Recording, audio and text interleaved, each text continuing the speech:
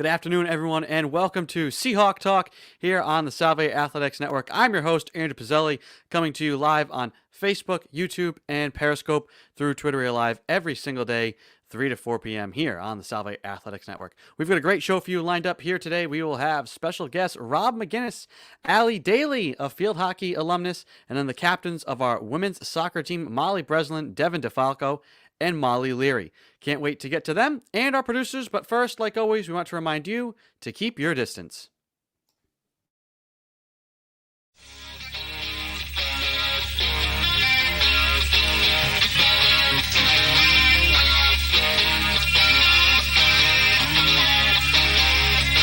Better keep your distance. Better keep your vanity. Better keep your distance. Better keep your vanity. Better keep your distance. Better keep your vanity. Better keep your distance. Better keep your vanity.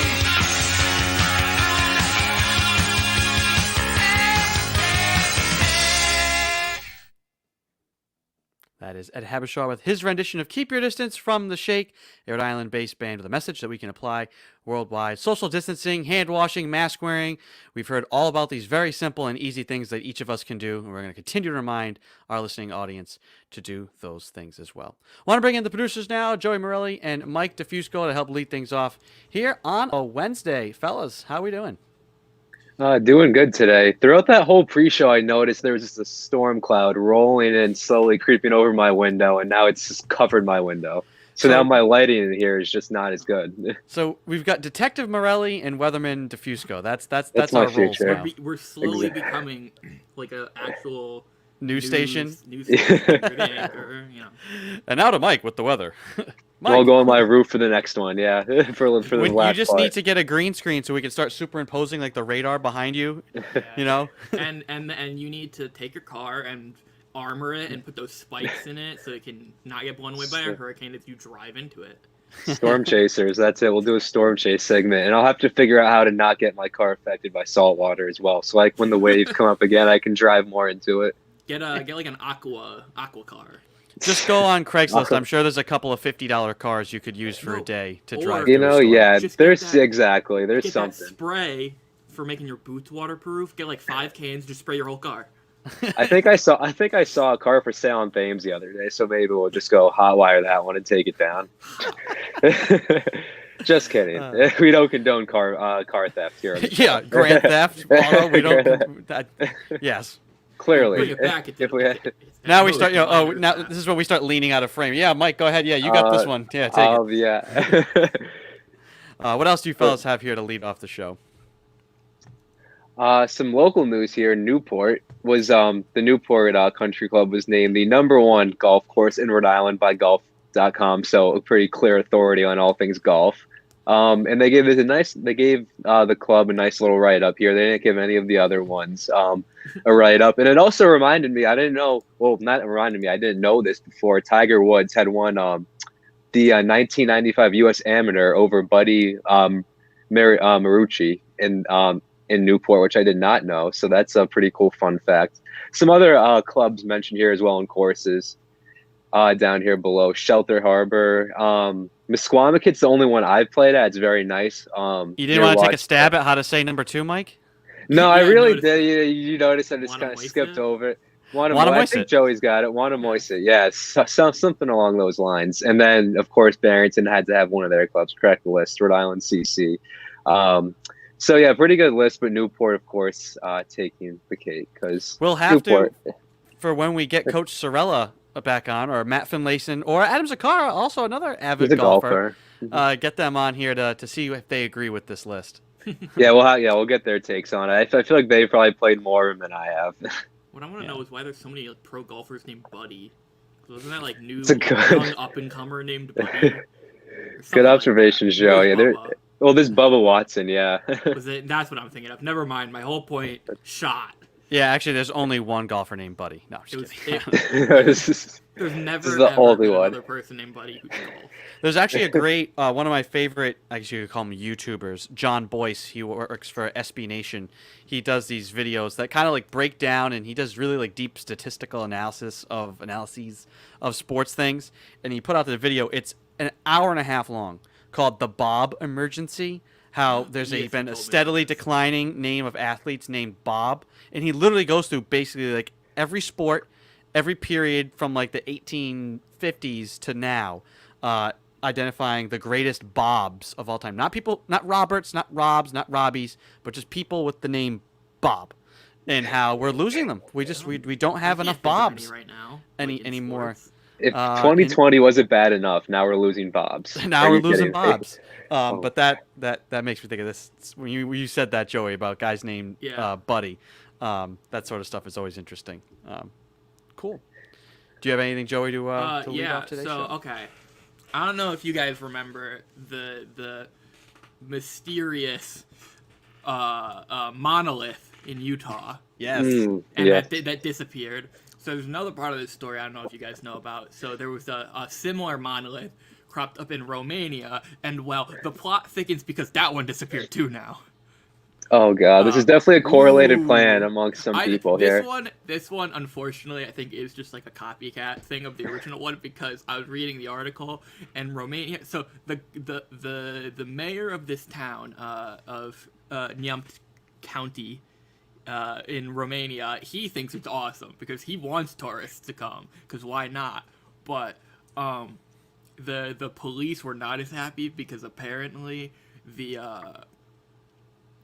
monolith was in, where is it? It was in a protected archaeological area, so it shouldn't have been there. But if you'll notice, like all these little lines on it, that's not like graffiti. That's, I guess, the weld marks, because the police were like, it wasn't aliens who put this up. It was a really bad blacksmith. I was like, wow, way to like roast, and they're like, the weld lines suck. Clearly, it wasn't aliens. But One guy Yeah. out there was really upset when he heard that. here's the Utah one, and this one looks exactly the same. Well, so the interesting thing is, yeah, the Romanian one is probably a copycat, but the one in Utah had been there since 2016. They had it? Yeah, from aerial photos that people went back on Google. That's how they found it. They went back in Google Earth and said, "How long has this been here?" And Oh. 2015 it wasn't there. 2016 it was there. And then I saw the New York Times had a thing about a photographer was out there a couple nights ago, and he saw these four guys just There were four guys who took it apart who just seemed mad about it. Yeah. They didn't seem like they had put it up. They seemed like people who were like, from what I read, like they were just legitimately mad that someone had put this up, and they were like complaining about it, and like yeah, they went to remove it. yeah, they just cut it apart. And I guess it was one- plywood on the inside. I thought it was hollow. It was hollow, but it's basically just, it looks like it's supposed to be solid metal, but it was just like Yeah. plywood with like metal sheeting. I for Wrapped one around welcome it. any monolith overlords. No, I don't know. I think it's a funny. I want to know, like this better be a mystery that gets resolved, or I'm gonna lose my mind. I can't deal with Joey, more. it's not. It's not. We're never going to get answers. Don't do that to yourself. Yeah, you're right. There's too many It's like unsolved the mysteries to Kraken. do It's like the that. Kraken on Google Earth. People cared about it, and then they just stopped, and it never got resolved. Yeah. It's someday, maybe I don't know. someday, Where we'll do we get a think the book. next monolith is gonna show up? I'm gonna go with Newport. Japan. It's Newport. We'll get on it's it. gonna show up right in the middle of Super Nintendo World, which is what I wanted Yes. to mention the other day, that they're building that, which I think is funny. But yeah, monolith. I don't know. I think it's funny. I'm hoping something comes of it. Maybe it's for a Interesting. movie, Yeah. like a viral marketing, like I mean, yeah, a lot of that like stuff Cloverfield. happens. Wasn't it? Yep. Isn't it from a movie like Space It's Odyssey the or Space something? Odyssey. 2001: That's A Space its Odyssey. It origin? looks like Yeah. the Space Odyssey obelisk. Yeah. Yeah. Stanley Kubrick. I actually, in seeing the monolith made me think of it. I actually just rewatched that movie a couple days ago. Classic. Yeah. Nothing puts you in the holiday mood like Stanley Kubrick. I wanted to share really quickly today. Do not be mistaken. It is not a JV football game, even though it's being played at 3:40 p.m. The Ravens are playing the Steelers in an NFL game today, and this is just kind of par for the course with COVID this year. delaying games. So this game was supposed to be played on Thanksgiving, got pushed to Sunday, then got pushed to this Tuesday, and now they're playing it today. It is on. They are taking the field today. And with this game, it'll be the first time in NFL history that they will have played on every single day of the week in a given season. They've already had a Friday game. There's actually going to be another Friday game on Christmas Day. I think the Vikings are playing in that game. The Titans and Bills played on a Tuesday in Week 5. The Ravens, who play today, will play next Tuesday against the Cowboys. They were supposed to play tomorrow on Thursday Night Football. You're not going to make a team play back-to-back days. That's insane. So that got bumped. So just more par for the course with the NFL scheduling. It's actually not the first time, though, that an NFL game has been played on a Wednesday. The 2012 regular season opener, Giants-Cowboys, was supposed to be played on Thursday, but then they moved it to Wednesday so that it didn't conflict with President Obama's speech at the Democratic National Convention that year. And even though Friday games are just as rare, there's actually been a couple of them just since 2000. There's been a couple, and then, as I said, this year, Vikings-Saints is scheduled to be played on Christmas Day. Now, this might not be the last we see of Wednesday afternoon football or Wednesday football, because of there's probably going to be more reschedules that have to happen. They've basically kind of maxed out the game of musical chairs they can play with the schedule at this point. But just a little interesting fact, a little bit of history. Seahawk Talk should be wrapping up right around when this game's starting. Bizarre to think about that, but who was it we were talking? Was it Al Michaels? Is he gonna call it to call for? I don't know. I mean, I have to check now. I mean, I was looking and I couldn't find. He would have been the broadcaster for this game, and now I don't know. I guess we'll just tune in and see. He'd be the first guy to do every day of the week, and I think that would be cool. Yeah, we'll have to tune in and see. So, fellas, great talking to you. I'll let you guys get behind the scenes and help to produce the show, and we'll check in with you again at the end of the program. All right. All right, that's Joey Morelli and Mike DeFusco, the producers here on Seahawk Talk. We're going to go now to the first guest here today, Rob McGinnis, the head coach of our men's and women's cross-country teams. Rob, how you doing? All right, Andrew. How are you? Good. I kind of saw you maybe shaking your head, laughing. You don't agree, Stanley Kubrick, not holiday film material? If I told you what movie we watched on Thanksgiving night, I would be right in line with your choice. So Stanley Kubrick is... What did we watch? Yeah. Ever see The Day After? Yes. Yeah.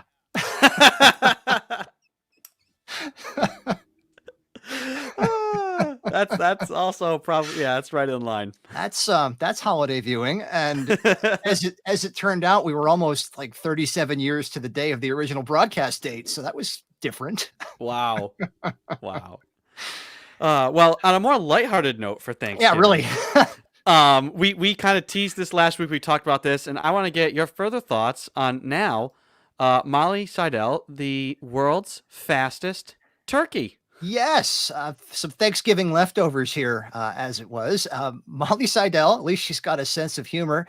She used to wear this turkey costume before she turned pro, but on Thanksgiving, she was making an attempt to be the world's fastest known turkey. She went out and ran a 10K pretty much by herself. I think she had her sister out there with her in Wisconsin, and put up a 34:33 10K while wearing that turkey outfit, which is pretty quick.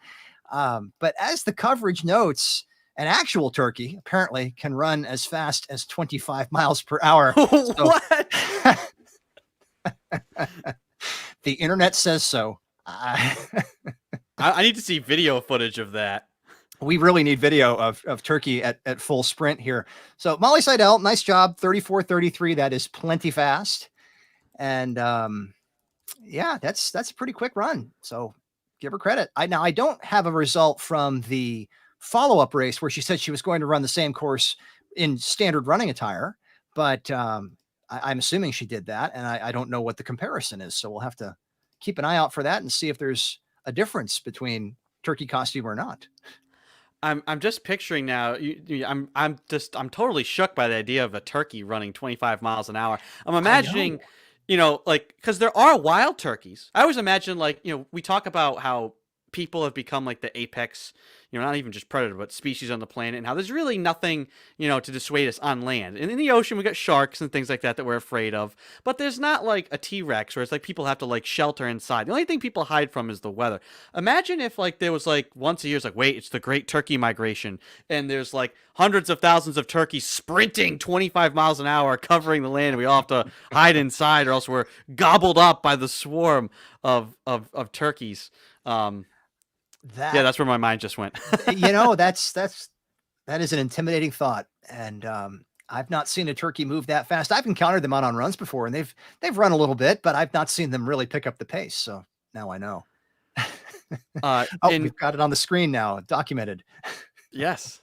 Now I just found this because I was trying to search for sprinting turkey, and instead I found this, which would be good for you, and I think for Matt Hurd. This is a cat running across a finish line during a 100-meter race just this year. There he goes. That would have to be so disappointing if you're in that race. It's like, again, you work so hard to get ready for race day. You're coming down the finish and like a cat. It's not even a black cat. It's just a cat. Nope. Cat, and you see the sprinters slamming on the brakes there, so they're trying to cross the line and not hit the cat. That's the guy in lane 6 really has to change his stride right at the finish line. Unbelievable. Man, the running world has the best stories. Who knew? That's no I'm shortage continually of, amazed. No shortage of excitement here in the world of running, even though there aren't a lot of races to talk about right now. We're still managing to get things done. I wanted to bring up this next story as well. I just got to refresh this page here. What we've seen, obviously we're in extremely trying times, but out of that, we've gotten a lot of great stories about people doing positive things, giving back, volunteering, donating, all sorts of things, trying to help out people and causes. And this is just another example of that. A 7-year-old boy running a marathon for his dad to help run, get families food. I mean, just unbelievable. Yeah, what a nice story out of the UK. So this guy's name is Finley Dye, 7 years old, and he was watching TV with his dad, and there was a story about how some people didn't have enough to eat in the community, and apparently this really struck a chord with Finley, and he wanted to do something about it, and so he decided that he wanted to do some running and try to raise funds around that. And the story says that it was entirely his idea. His dad is there to help out and go for the run with him, but he's been running a mile a day for the last month or so in lockdown. So he'll actually cover more than a marathon at the rate he's going. And he wanted to raise money for the Watford Food Bank and Community Relief Trust, which is his local food bank. And he's so far set a goal of raising £100. He's raised more than 1,300 pounds as of the last time I checked the page, which is about $1,700. That's a great effort. And really, you got to give him credit for thinking about others and figuring out what he could do to help. A real credit to Finley. So he's run 28 miles so far, a mile a day for the last month. And I think he was winding down either yesterday or today. So, kudos to him. Another of these virtual races, another of these, what can you do from home on lockdown and help somebody out. So really nice story. Yeah. Also his times are great. Like I think about me, like I was saying, like where my mile times are right now. And I went for that 5-mile run and what my splits were. He's running just as fast as I am. Yeah, this guy can move. I think he's got a future in the sport, so he's got to keep it up. Definitely. Now our last note, he's running as we all are, in the cold. It is starting to get colder out now. And I'll pull up the story and I'll let you kind of talk about too, what are the do's and don'ts and kind of tips, tricks, things to work on, when running in the cold. Sure. Yeah, it's getting to be December and winter time, and we lose daylight and it gets cold. And there have been some stories lately about things that runners should do. First and foremost, you want to dress for the forecast. That often means wearing layers. Put on a base layer and then maybe a couple of layers above that. Keep an eye on what the forecast holds. If it's going to be raining or snowing, try to wear an outer layer with a shell or something that'll repel some of that moisture. You want to think about wearing gloves and a hat and good socks. And if you're running on really slippery conditions, you might want to think about putting some kind of a traction device on your shoes. You can buy them like the Yak Tracks and that kind of stuff, or you can take sheet metal screws and just screw them into an old pair of trainers and do it that way. It's important to wear bright colors or reflective gear, especially if you're running at dusk. A lot of my distance runners and I have these headlamps. I'll put mine on and try to knock off my headset. Let's see if I can. So I do this. That works. And with a face mask on, you're talking full on PPE for distance runners. Now I won't turn it on lest I blind our viewers, but bright colors, reflective gear, and headlamps. Those are good too.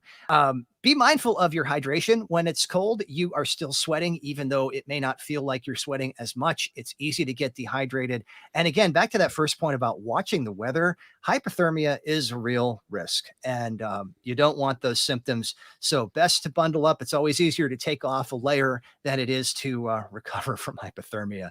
So stay warm, stay safe, wear your headlamps. Awesome. Awesome. I'm sure we could spend a whole segment talking about the running in the cold thing. So we've got plenty more to get to For sure. when we talk to you again next week, Rob. Great to see you. Glad you had a happy Thanksgiving, and can't wait to check up with you again. Thanks, Andrew. Talk to you soon. All right, take it easy now. That's Rob McGinnis, the head coach of our men's and women's cross country teams. We're going to go now to an alumnus from our field hockey team, Allie Daly. Welcome to the show, Allie. How are you? Hi, I'm good. How are you? Good. I want to talk to you. We haven't chatted in a while. What do you remember most from your Salve experience? From your standpoint, what do you think? What's the best part of your time at Salve? What sticks out to you? I'm biased, but athletics. That's fair. Favorite. I made the most friends outside of the field hockey team with the faculty, all from athletics. Yeah, it takes a lot to be a D3 student athlete. I mean, you have to focus on your major. If you're involved in anything outside of extracurricular stuff, things like SAC, on top of competing and trying to become a better athlete, what does it take to do all of that? So do all that and then add working too. True. Which is what I did throughout my time at Salve. But it takes so much hard work and dedication. I know that's so cliche, but like when you're doing it, you don't realize it because you're having so much fun. Like I don't think about how hard my 6 a.m. practices were when I had to go to 3 classes after and get like labs done, papers done on top of like a game the next day. Like I just think about how much fun it was to be at Gaudet at 5:45 in the morning, still dark out with all my teammates and just having so much fun. Yeah. What has life been like since graduating professionally, and any involvement with field hockey still? Yes. So I actually last fall was on Nantucket with my internship that I had that I actually got through Salve with the police department. And then I was able to volunteer with their JV team coaching. And I moved back home to Marblehead, Massachusetts it'll be about a year in December. And I found another field hockey team that needed to be coached at the varsity level for their high school.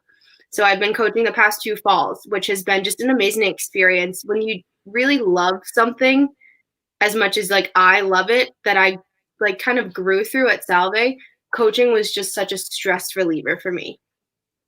Did you know during your playing career that like I want to get into coaching someday, or is it a way to say, I love field hockey so much, how can I stay? How can I keep field hockey in my life now that I've graduated? I always knew. In high school, we had to run our own practice, the seniors one day, and our coach would always say, the field hockey world always needs refs and coaches. And so then when I was at Salve, in a little, tip my hat to Coach Foster, she was just such like an organized and structured coach that it made the practices so easy to go through that I was like, you know what? Like, I love teaching field hockey. I love field hockey. I had a great like set of foundation from Coach Foster that I was like, I can do this and I'm going to help everyone else. Yeah. If you could go back to freshman year, Allie Daly, is there anything that you would do different? Would you tell yourself anything? Oh my goodness. First of all, if you talk to Jessie Severino, who was the year above me, who also was a goalie with me, she will tell you the story of how I almost quit after my first session. of preseason.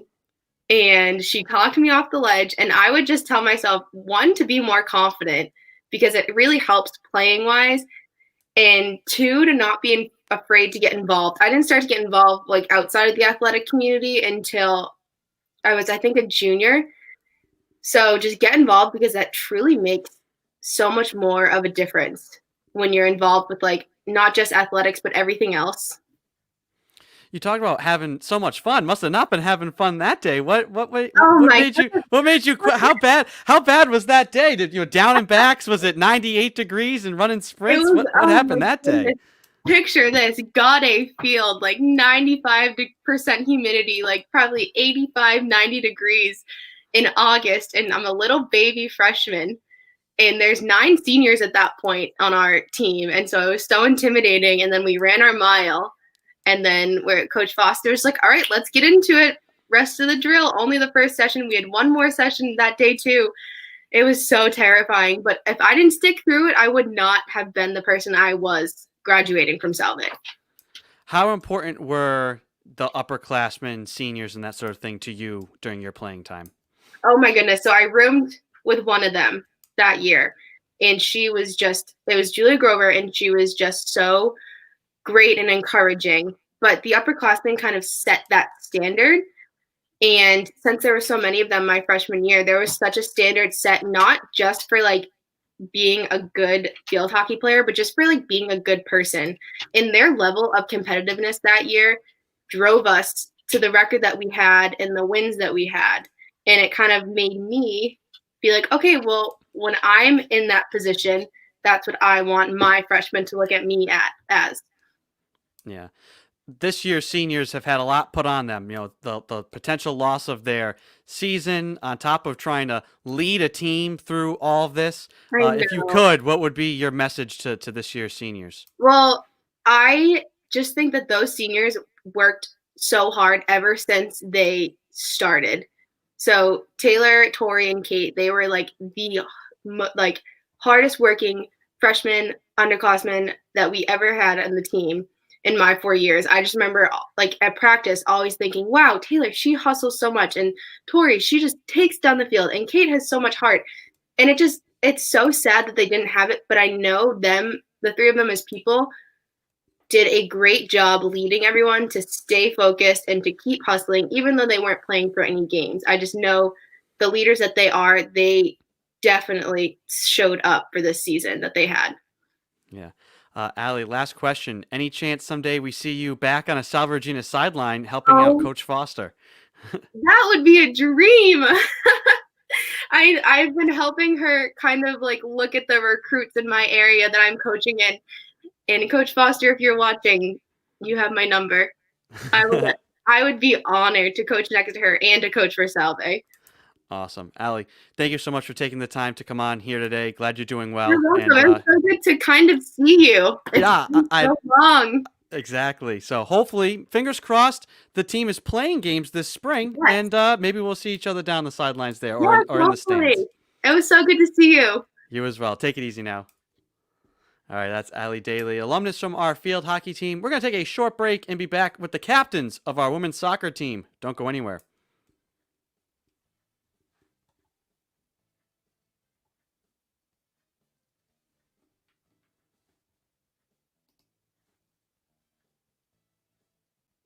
So you want to be a Seahawk? Let's make sure you wash your hands, keep your distance, wear your mask, and love your Seahawks.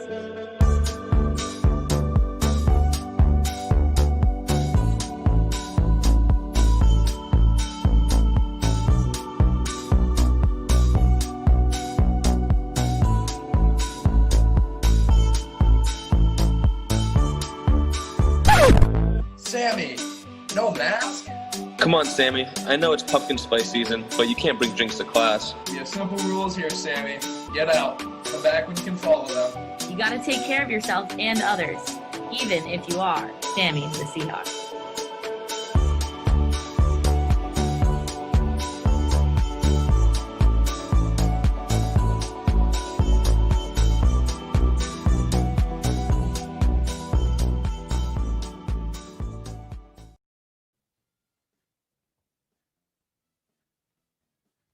Welcome back to Seahawk Talk. I'm your host, Andrew Pizzelli. Going to go now to the captains of our women's soccer team. Welcome to the show, Molly Breslin, Molly Leary, and Devin DeFalco. Ladies, how are y'all doing? Good, how are you? Good. Devin, I have to call you out first because we played the SAC do's and don'ts there. Oh, yeah. And for those that maybe recognize the voice there doing the voiceover for that little PSA, how much fun was that to do and be a part of? That was real fun. It was really nice to get together with my fellow SAC board members and some members of our team to put together that short little clip just to kind of bring some joy to all the athletes and the rest of the campus. So that was really fun. Yeah. I'll be getting autographs later. For each of you, you guys have been named captains. Now, I think we've spoken to two of you before. Now we've got everybody together. What does it mean to have been named a captain of this soccer team?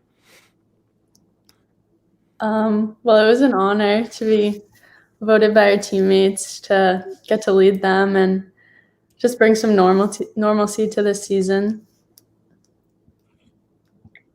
Yeah. I would say I was really honored to be chosen by this team. There were so many people on this team that are natural leaders, and we have leadership in every single grade, not just top down. And it was really exciting, and I was very happy and lucky to be chosen by my teammates. And we couldn't get through it without each other, that's for sure. Yeah, like I said, it was an honor, and it was nice to know that our teammates and coaches had the confidence in us to be leaders on the team, especially with the season like this. Nothing was normal. Yeah, with nothing being normal, what's been the most challenging part of being a leader on this team? Well, I think that always being around each other and having the games to look forward to is motivation in itself. So not having the games and just kind of showing up to practice every day and knowing that we might not ever have a game again is kind of very struggled. But yeah, definitely motivation, because at this point in time, everyone's kind of struggling to find their motivation to continue on with their daily routines. And so finding the motivation to not only motivate ourselves, but also then motivate the rest of the team definitely took a lot of heart and grit. And you kind of have to dig back deep and think about how much you love the sport and where you've come from when you started, and use that to kind of fuel your fire.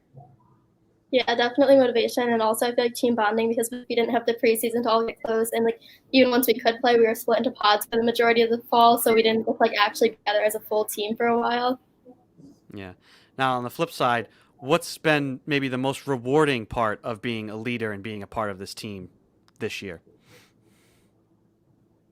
I think for me, I was really able to see my perseverance as an individual, and I learned a lot about myself and how I can push to my limits and go beyond what I think I can do. I think it was just nice to see that we are looked up to, and people do imitate how we set the scene for this team. So I think it was nice to just see that we do have an impact on our teammates, and we could I don't know, bring when we sorry. No, it's fine. Molly, you can go. Yeah, I was gonna say I agree with you that it's nice to see people imitate what we do, and especially I still have another year, so it kind of gave me more confidence, I guess, going into if we do have a spring season or even next year, that the team did choose me and had trusted me to be a leader, and being a leader that they kind of look up to you. Mm-hmm. Now, a lot of teams, and your team included, have taken this time, and we've talked about focusing on building not just the team on the field, but working off the field. And you guys have been involved in a lot of things this semester. Talk about what it's been like to be doing those sort of things, like the volunteer work. I know you guys work down at Fort Adams. Talk about all of those experiences. Well, it was just fun to be together as a team again off the field, since we have so much restrictions. I think it was really nice to be able to spend the time together that we don't get to be playing on the field, giving back to our community, because it was an opportunity for us to see each other outside of our normal practice setting and game setting. And so it was nice to be able to spend time with each other while also helping others. And even like when we all can't like be together in person, we've been doing like weekly Zooms, and we were talking about once it gets closer to like Christmas and stuff, we might go all be on Zoom doing like holiday cards together for people in hospitals, because we know it's already hard enough to like be sick around the holidays, but especially now when you can't even visitors. So we thought it was something that we could do as a note, also give back to others. Wow, that's awesome. There's going to be this layoff here again. You know, everybody's starting to go remote. There's going to be the winter. Hopefully, you guys are coming back second semester to get ready for a season. How do you prepare for that, since you might be at home and just running back to campus basically to get ready for a season? How do you guys prepare? How are you preparing for the spring? Well, I think we're just keeping positive and hoping that we actually do have a season. And well, with all the COVID restrictions, a bunch of people like can't go to the gyms and get their lifts in and everything. But we were given like conditioning and workouts to do over the time being. Yeah, conditioning is kind of like similar to what we would do in the summer, usually leading up to preseason, because we're kind of treating it as like if this period would be the summer and then we'll get back, it'll be technically like our preseason.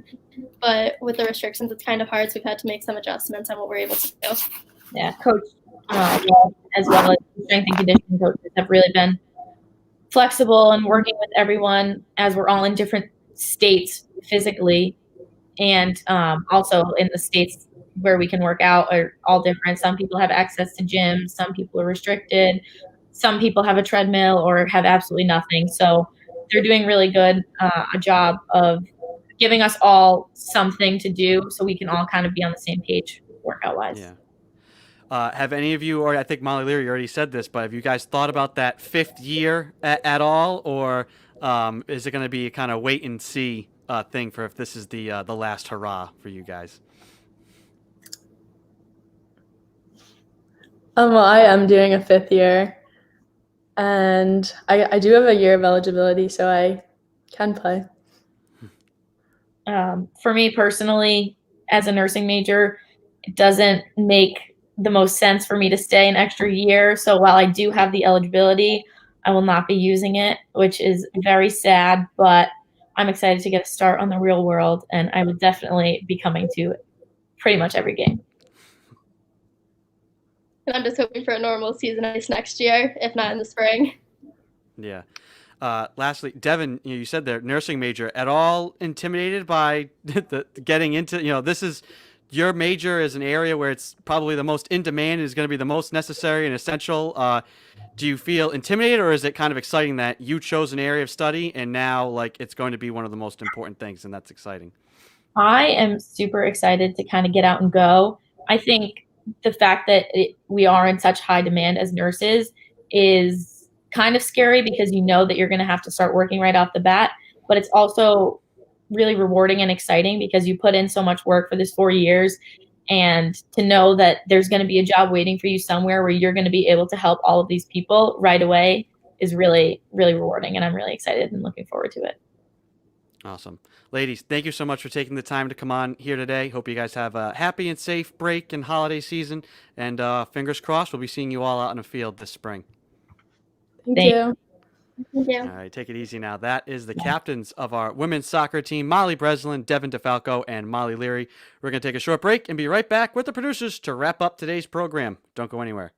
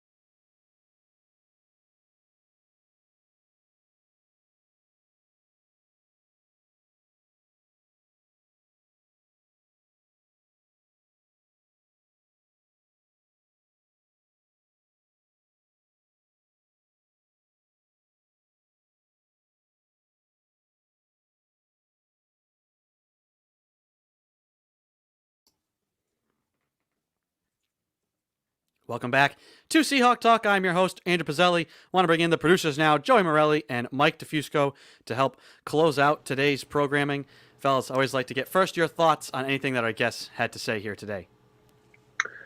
I love the stories Rob McGinnis always brings in for us, especially the one about the mile. Kids so young, it's a kid at such a young age doing something so just like so nice for the community is great. I know it's probably like Joey, like what you're going to say about that too, is because that's just so cool. I feel like Coach McGinnis always brings like the best like fun stories, and that kid I put in the comments like I don't know how long a mile is normally, like how fast you should run it, but I definitely can't run more than 10 minutes. And that kid, I don't know if you guys noticed, every time it was like 10 minutes and like 30 seconds. Like all of them were like he was 10 consistent. 10 minutes and change. Yeah, not only consistent, but what to me seems like a really fast time. And it reminds me of way back, I think we talked about on the show, the old guy in maybe London, somewhere in England, who's walking around his garden. Like it was like going around his garden 100 times before he turned 100. Yeah, that was 2 weeks ago. Yeah. Was it 2 weeks ago that he finished it? Because it was like ages ago that I heard it. There was someone who ran around the block 105 times too. I know that was another one we were gonna have. Oh wait, or did I spoil that one? Or do we not bring? Because I know we had a bunch of stories lined up with them. We've already discussed that. Good. What's impressive to me is that like when I was 7 years old, I probably could run, and I know I did run miles and miles and miles just in my backyard, like throughout the course of a day, or like at a football field. But I don't think at that age I had like the commitment to say like, okay, go run a mile. Like, go run 4 laps on the track. I don't think I had the attention span for that. So that's impressive that he's got the attention span to, like, flat-out train. Secondly, it's got to be so easy to be a parent of a kid like that, because if he's, like, wanting to run a marathon and run a mile, he probably has no issues eating vegetables, right? Like, they probably have no issue convincing him, like, to eat healthy. No. Does his own homework on his own. He's like, Mom, pay your bills. Like, he's on top of her. British little kid. The British little kids are like that. Like, they just, he probably does the taxes. Yeah, very true. They're like, all right, you're 5, you know addition. Here you go, taxes. Your problem now. Mike, what else did you have here to close out the program? Just a couple nice pictures taken by local of the storm the other day. Let me see these ones right here. Yeah, these are the ones from Rhode Island. There's a couple. There's actually a video. If I can bring it, I'll show. But these are some from the storm the other day. This looks like it's right behind Cardine's Field out near Thames, and then this is also around that bus station. Yeah. This one's vending machine. This one's medicine right here. Yeah.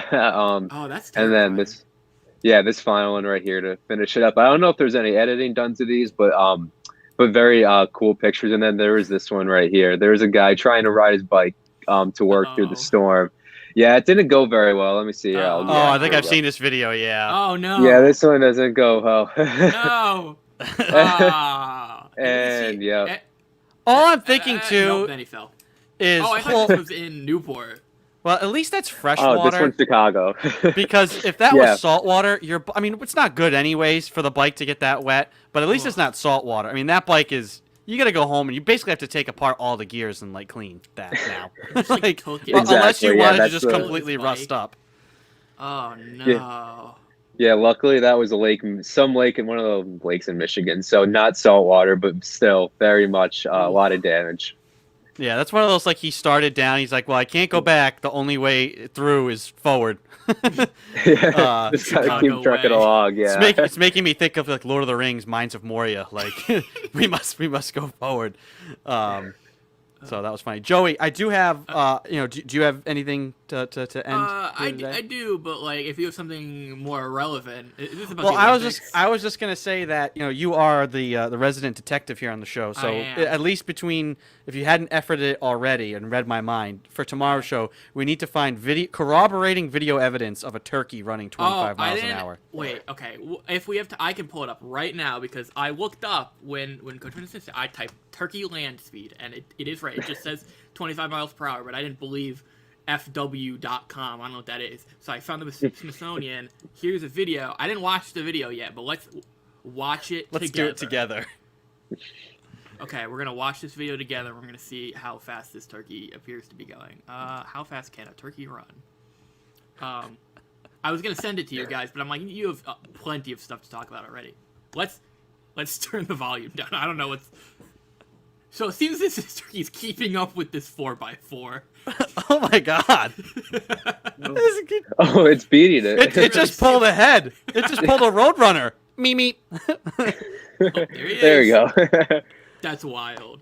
All right, yeah, that's Literally. that's 25. That is, yeah, that's about 25 to 30 miles an hour. I think. Pretty good. Wow. Oh, Impressive video too, right by the side. Wow. Now, do you think that guy, did he just say, like, hey, I want to take a video of this turkey? Or was he driving and his I think buddy's the like, turkey yo, was man, you chasing seeing this turkey right now? Like, this turkey's wild. He said the very beginning, before I viewed it, he was like, what are you doing? Like, he was yelling at the turkey, so he must have, like, seen it chasing him. Yeah, good call on the mute, Joey. We don't know what was going to be said in that video. Yeah. I don't trust YouTube. Random YouTube videos, always a good idea to mute. Yeah. First one we saw, yeah. All right, fellas, great work today. Enjoy the rest of the afternoon, and I'll talk to you guys tomorrow. All right. All right, we'll see you tomorrow. All right, that's Joey Morelli and Mike DeFusco, the producers here on Seahawk Talk. Once again, we are live every single day, 3 to 4 p.m. here on the Salve Athletics Network. That is through Facebook, YouTube, and Periscope through Twitter. Like, follow, and subscribe to us on all those platforms to never miss a show. Go back and rewatch any past episode of the show. And you can also subscribe to the Seahawk Talk podcast through Sounder FM or wherever you get your podcasts. That'll do it for us here today. Once again, I want to thank our guests. We had Rob McGinnis, Allie Daly, and the captains of our women's soccer team, Molly Breslin, Molly Leary, and Devin DeFalco. I'm Andrew Pizzelli. Have a good afternoon, everyone, and we'll talk to you tomorrow.